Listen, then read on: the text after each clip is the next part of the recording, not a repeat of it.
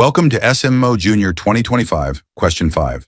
We are given P equals 7a over 15 minus 1, Q equals a squared minus 8a over 15, where a is a real number.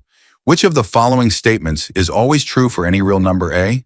Option A, P greater than Q. Option B, P less than Q. Option C, P equals Q. Option D, 20P greater than Q. Option E, none of the above. Let's investigate. Let's start by substituting a simple value. Suppose a equals 0. Then P becomes -1 and Q becomes 0. That means P is less than Q. Therefore, options A, C, and D cannot be always true. Could it be that P is always less than Q? Let's find out.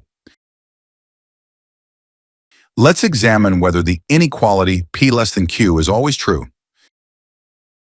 Substituting the expressions for P and Q, we get 7a over 15 minus 1 less than a squared minus 8a over 15. Now let's simplify this inequality. Move all terms to one side and rearrange. Add 1 and 8a over 15 to both sides. This gives us 7a over 15 plus 8a over 15 is less than a squared plus 1, which simplifies to 15a over 15 is less than a squared plus 1. So we now want to check if a squared plus 1 is greater than a. Let's consider the expression a squared plus 1. By the AMGM inequality, a squared plus 1 is greater than or equal to 2 times the square root of a squared times 1. That equals 2 times the absolute value of a, which is greater than or equal to absolute a, which is greater than or equal to a.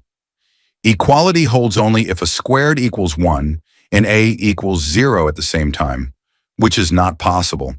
Therefore, a squared plus 1 is strictly greater than a for all real numbers a.